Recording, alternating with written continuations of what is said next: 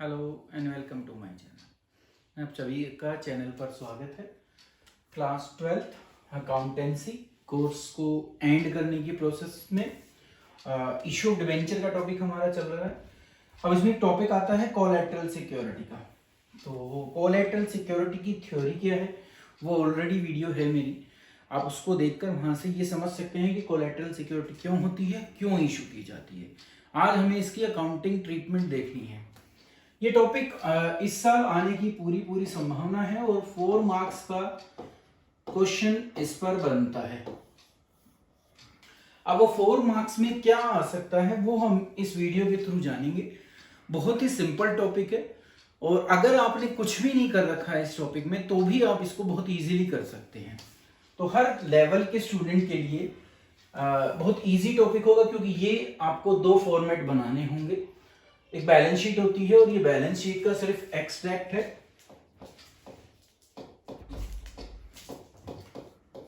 Extract का मतलब एक पार्ट। तो हम सिर्फ बैलेंस शीट का एक पार्ट कर रहे हैं इस वीडियो में, या इस क्वेश्चन में जो हमें करना है वो सिर्फ बैलेंस शीट का एक पार्ट करना है। उस बैलेंस शीट में हम क्या करते हैं, कोई एक लोन वगैरह लेते हैं, ठीक है। जब हम कुछ भी बोरोविंग करते हैं तो हमें पता है कि उसके अगेंस्ट हमें कभी 2 टाइप की सिक्योरिटी जो है वो डिपॉजिट करानी पड़ती है या उनको गिरवी रखना पड़ता है। एक होती है प्राइमरी सिक्योरिटी। तो प्राइमरी सिक्योरिटी में अगर हमने बिल्डिंग खरीदी है तो वो बिल्डिंग खुद एक प्राइमरी सिक्योरिटी होती है, और नहीं तो अलग अलग सिचुएशन के अंदर जो बैंक होता है या फाइनेंशियल इंस्टीट्यूशन होता है वो प्राइमरी सिक्योरिटी के रूप में हमसे कुछ ना कुछ जो है वो अपने पास रखवाता है। उसी के साथ साथ कभी कभी अगर उसकी वैल्यू पूरी नहीं होती हमें तो कोलैटरल सिक्योरिटी भी इशू उनको करनी पड़ती है और वो ही हमारा डिबेंचर होता है। तो जब ऑब्वियसली हम बार बार एक ही बात कर रहे हैं कि ये एक टाइप की हमारी किससे रिलेटेड है, बोरोविंग से। और बोरोविंग भी जो ज्यादातर होती है ये लॉन्ग टर्म बोरोविंग होती है। तो ऑब्वियसली है अगर बैलेंस शीट में इसका सोचे तो ये कहां जाएगा, नॉन करंट लायबिलिटी में। कहा जाएगा, नॉन करंट लायबिलिटी। तो हमें सिर्फ जो एक्सट्रैक्ट में दिखाना है वो इस नॉन करंट लायबिलिटी में क्या ट्रीट करेंगे। देखिए नॉन करंट लायबिलिटी किसका पार्ट है, इक्विटी एंड लायबिलिटी का। और उसके अंदर लॉन्ग टर्म बोरोविंग यहाँ नोट नंबर 1 लिखा जाता है। बैलेंस शीट में यहाँ पे जो होता है ये नोट होता है, नोट नंबर। तो नोट नंबर हम यहाँ पर 1 लिख देते हैं और इस 1 की डिटेल हमें यहाँ मिलती है नोट्स टू अकाउंट में। वो एक पर्टिकुलर डेट को बनता है, पर्टिकुलर कंपनी का बनता है। तो जैसे ये एक्स लिमिटेड है तो एक्स लिमिटेड का हम यहाँ लिखेंगे। डेट नहीं बताई इसलिए हम डेट नहीं लिख रहे, तो ये नोट्स टू अकाउंट होता है। लॉन्ग टर्म बोरोविंग लिखी जाती है जो आपने ली होती है, उसके अगेंस्ट जो कोलैटरल सिक्योरिटी हम इशू करते हैं, क्योंकि ये एक सेकेंडरी सिक्योरिटी है, मतलब कि हमारी अभी लायबिलिटी नहीं है। ये लायबिलिटी कब होगी, जब मैं अपना जो लोन मैंने ले रखा है वो मैं पे नहीं करूंगा। दैट्स मीन्स ये अभी कोई लायबिलिटी नहीं है। तो इसलिए लायबिलिटी नहीं है तो ये बाहर अमाउंट के कॉलम में भी नहीं जाती, ये सिर्फ ऐसे लिख दी जाती है, secured by issue of so and so debenture as collateral security. तो कोलैटरल सिक्योरिटी का पार्ट सिर्फ एक नीचे इतनी सी हेडिंग में आता है अगर क्वेश्चन साइलेंट है। अब ये क्वेश्चन हम ऐसा भी करेंगे जहां हमें कहा जाएगा कि आप जर्नल एंट्री के थ्रू इस कोलैटरल सिक्योरिटी को भी रिकॉर्ड करो, तो वो भी सीखेंगे कि वो कैसे करना है। बट अगर क्वेश्चन साइलेंट है, जैसे ये क्वेश्चन सीबीएसई ऑल इंडिया में 2010 में आया था और ये क्वेश्चन साइलेंट था, तो जब साइलेंट होगा तो हम इसी तरीके से उसको बनाएंगे। अब हम क्वेश्चन पर चलते हैं कि होता क्या है। देखिए एक्स लिमिटेड ने एक लोन लिया जो 4 लाख रुपए का था, आईडीबीआई बैंक से लिया, और इसके अगेंस्ट 9% डिवेंचर ऑफ 100 ईच जो है वो एज कोलैटरल सिक्योरिटी इशू कर दी, और हमें इसे सिर्फ बैलेंस शीट में प्रेजेंट कर दिखाना है। तो अगर हम लॉन्ग टर्म बोरोविंग की बात करें तो ये एक बैंक लोन है।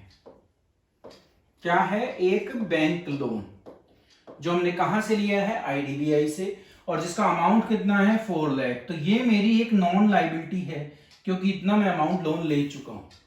तो ये लॉन्ग टर्म बोरोविंग का पार्ट होगा और यहां लिख दिया जाएगा।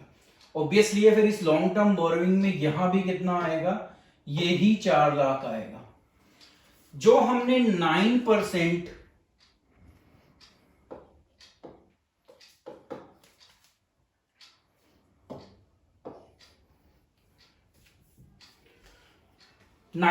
डिवेंचर 100 ईच का इशू किया है, तो 4 लाख को अगर मैं 100 से डिवाइड कर देता हूं, ठीक है, तो हम 2 जीरो कम कर देखेंगे कि 4000 डिवेंचर आते हैं और एक डिवेंचर 100 रुपए का है। वो सिर्फ एक कोलेटरल सिक्योरिटी है, तो ये सिर्फ ऐसे लिखी जाएगी। तो treatment of debenture when issued as collateral security आपको सिर्फ यहां मिलेगा, बाकी आपकी बैलेंस शीट में ये कहीं भी रिफ्लेक्ट नहीं होगा। तो इसकी ट्रीटमेंट इतनी ही थी। तो वेरी सिंपल, कुछ खास काम हमें नहीं करना, सिर्फ वो बोरोइंग दिखानी है, लोन जो आपने लिया है, और कोलेटरल सिक्योरिटी को ऐसे दिखाना है। इतने ही काम के हमें 4 मार्क्स इजीली मिल जाएंगे। एक क्वेश्चन और देखते हैं। ये फिर इसी तरीके का एक क्वेश्चन आया कि एक एबीसी लिमिटेड है,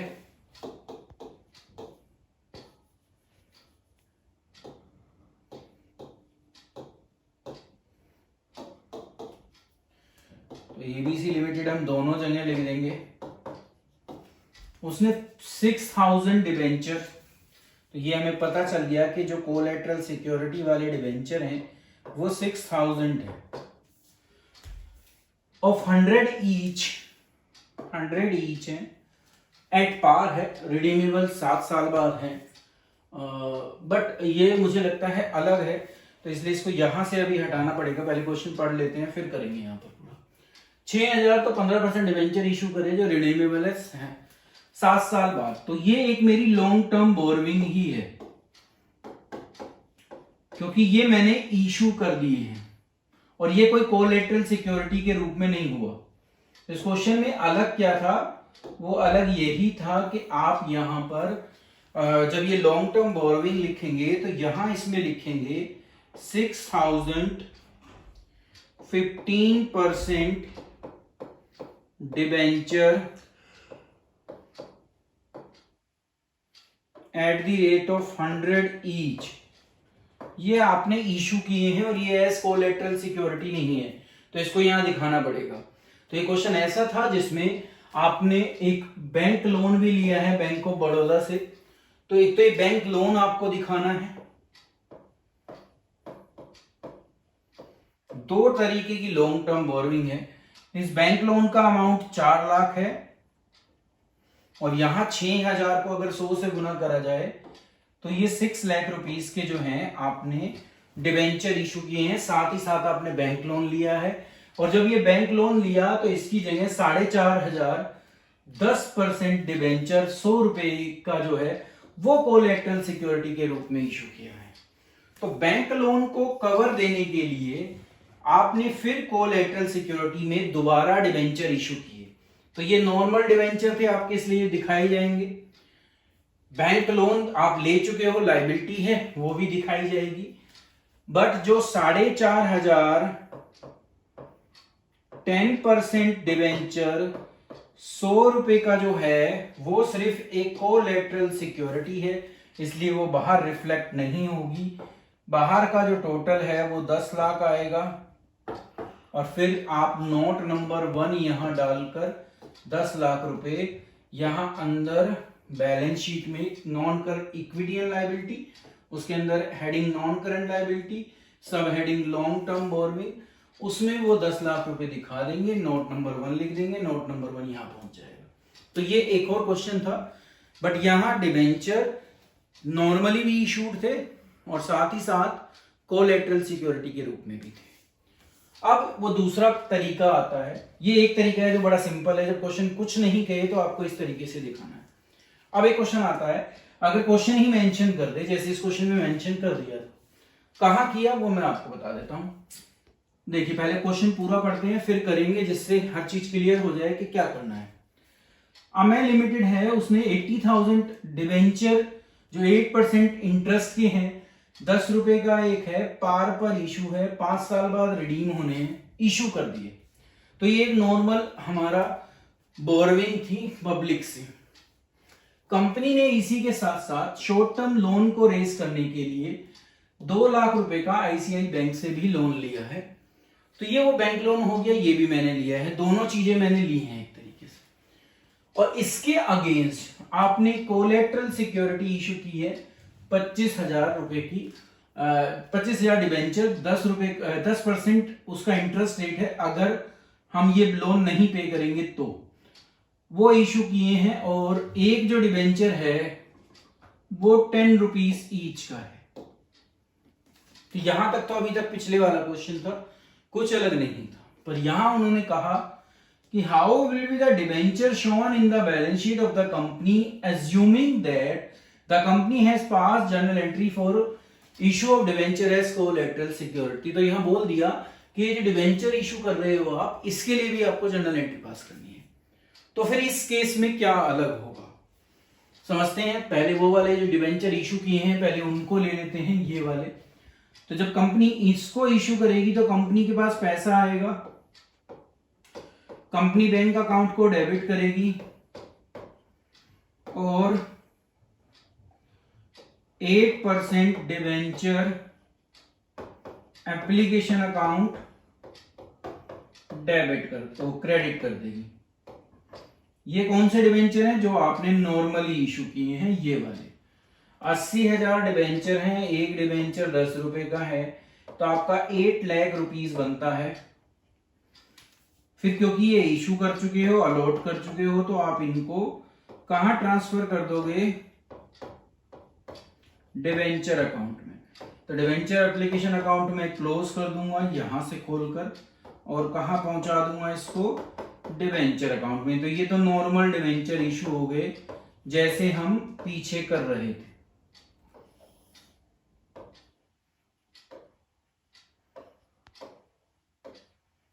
अब क्या करी कंपनी ने? बैंक लोन लिया, तो कंपनी के पास पैसा आया, कंपनी ने बैंक अकाउंट को डेबिट कर दिया और बैंक लोन अकाउंट क्रेडिट कर दिया क्योंकि आपकी लायबिलिटी बन गई। ये किसके अमाउंट के लिए हो रहा है? इस 2 लाख रुपए के लिए।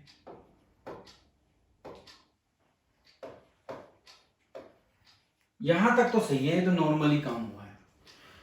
अब वो कह रहे हैं कि डिबेंचर कोलैटरल सिक्योरिटी के रूप में इशू करें, इनकी भी एंट्री करो। अब इसकी एंट्री करने का मतलब है कि आप यहां पर 10% डिबेंचर अकाउंट क्रिएट कर रहे हो, क्योंकि आपने लायबिलिटी बना रहे हो। तो देखिए डिबेंचर अकाउंट क्रिएट करना पड़ता है, तो आपको डिबेंचर अकाउंट क्या करना पड़ेगा? क्रेडिट करना पड़ेगा।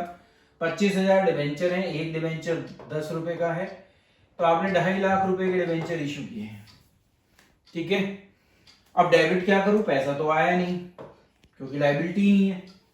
तो ऐसे केस में जब आपको कोलैटरल सिक्योरिटी के डिबेंचर के लिए भी एंट्री पास करनी पड़े, तो आप डेबिट में डेबिट करोगे डिबेंचर सस्पेंस अकाउंट। क्या डेबिट करोगे? Debenture suspense account. और फिर इस एंट्री का जस्ट रिवर्सल भी पास करना है, क्योंकि ये कोई लायबिलिटी है ही नहीं कंपनी की।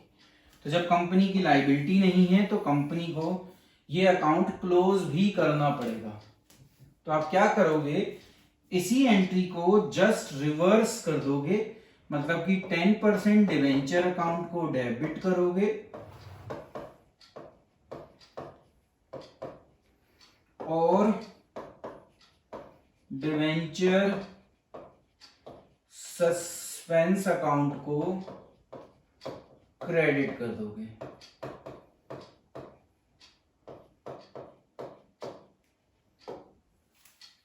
तो ये 2 एंट्री होती हैं फिर कोलैटरल सिक्योरिटी के केस में। और इसका इफेक्ट क्या होता है? आप पहले जैसे कितने परसेंट डिवेंचर है? 10%। तो 10% डिवेंचर अकाउंट में यहां पर 2.5 लाख शो करोगे, ये इसके लिए हो रहा है जो लायबिलिटी आपने क्रिएट की है। और फिर लेस कर दोगे डिवेंचर सस्पेंस अकाउंट, वो भी कितना होगा? 2.5 लाख। अल्टीमेटली लायबिलिटी फिर नहीं बननी, वो रहनी है नील। अब जो 2 लायबिलिटी आपकी बनी, एक तो ये वाली और एक ये वाली, आप ये दोनों यहां दिखा दोगे। पहली में 8% डिवेंचर लिखोगे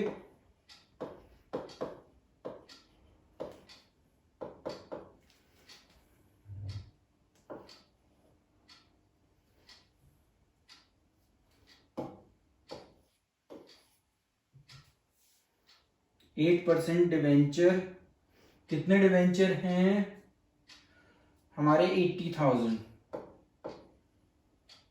at the rate of 10 each, इसका मतलब 8 लाख रुपीस के ये हो जाएंगे। दूसरा है आपका बैंक लोन, कौन से बैंक से है, आईसीआई से, तो आप यहां पर आईसीआई लिख देंगे और 2 लाख रुपए वो दिखा देंगे।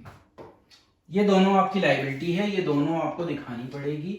इसी का टोटल करेंगे हम 10 लाख रुपए और फिर इस 10 लाख को यहाँ नोट नंबर 1 डालकर यहां पर दिखा देंगे।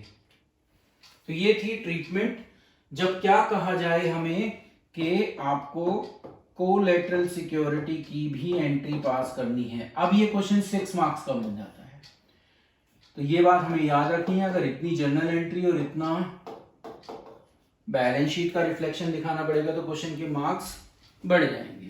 तो ये था कोलैटरल सिक्योरिटी का। 2 ही तरीके से आपकी कोलैटरल सिक्योरिटी शो की जाती है। एक ये तरीका जब आप उसके लिए जर्नल एंट्री पास करें, कैसे करोगे, debenture suspense account debit to debenture account, और फिर इसकी उल्टी debenture account debit to debenture suspense account. ये आपकी नॉर्मल लायबिलिटी है जिसके अगेंस्ट ये कोलैटरल सिक्योरिटी इशू है। बैंक टू बैंक लोन, ये अगर कुछ और भी है तो जो इसमें मेंशन था, इसीलिए ये 6 मार्क्स का क्वेश्चन बनता है। ऐसे ही फिर वो दोनों जो लायबिलिटी हैं आपकी वो दिखा दोगे आप। कोलैटरल वाली को डिवेंचर अकाउंट में डालेंगे, डिवेंचर सस्पेंस अकाउंट माइनस कर देंगे, वो नील हो जाएगी, ऊपर जाकर रिफ्लेक्ट हो जाएगी। जो इससे पहला केस था उसमें जर्नल एंट्री नहीं थी, सिर्फ बैलेंस शीट रिफ्लेक्शन था, तो ये 3 मार्क्स का भी बन सकता है और 4 मार्क्स का भी बन सकता है। तो ये दोनों मार्क्स एप्लीकेबल हैं। यहां आपको कुछ भी नहीं करना, जो आपकी मेन लायबिलिटी है, अब अगर वो 2 भी हैं तो दोनों दिखाएंगे, सिर्फ कोलैटरल सिक्योरिटी को नीचे दिखाएंगे, बाकी कुछ नहीं करना, और फिर जितना टोटल आए वो ऊपर लिख देंगे। ये था हमारा टॉपिक जब डिवेंचर हम कोलैटरल सिक्योरिटी के रूप में इशू करें। Thank you.